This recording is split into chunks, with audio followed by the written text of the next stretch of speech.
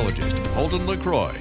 Weather-wise, it was a lot calmer across the eastern portion of the country compared to what we were originally expected, but astronomically, it was an exciting day. Here is a satellite imagery of the total solar eclipse across the eastern half of the country. It started around 11 a.m. Pacific, and believe it or not, actually started on the west coast. Portions of Mexico made its way across the Mexican border into Texas and up into the northeast, where there was, believe it or not, minimal cloud cover that led to that gorgeous view across much of the eastern half of the country. You can see the shadow right here one last time, kind of casting over the eastern portion of the country, and now the sun is starting to set toward the east coast. Now again, we missed it here across Oregon. Our last one was 2017, but we have another shot of seeing it.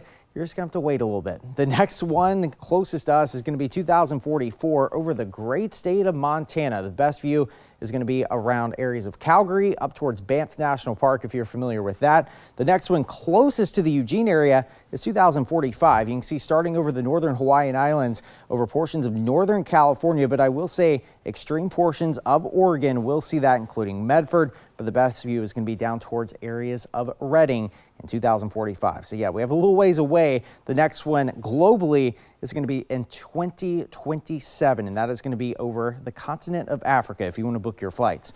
Cloud cover this evening is going to be quite persistent. That will continue into Monday and eventually progress to some light showers tomorrow morning. You can see the extent of this atmospheric river that's just north of the Hawaiian Islands, aimed right up toward Vancouver Island. That has brought some very beneficial rainfall to the Olympic Peninsula, and that's some good news because while Oregon, much of California has really left drought status, portions of western Washington are still suffering from that. So we're actually sharing the wealth right now thanks to high pressure over California, which has kind of shoved this atmospheric river a little bit further north.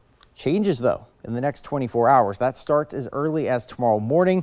That cold front starts to drift a little bit further to the south and east, and that's going to lead to some light morning showers on Tuesday. It's not going to be much, and the best chance of rain is going to be up toward Portland, whereas we start to see that sunshine return by Tuesday afternoon. We'll call it about 63 here in Eugene. You can see the scattered showers kind of making their way in towards around 6 o'clock tomorrow morning. Again, it's going to be very, very light in nature. I would not expect a washout by any means.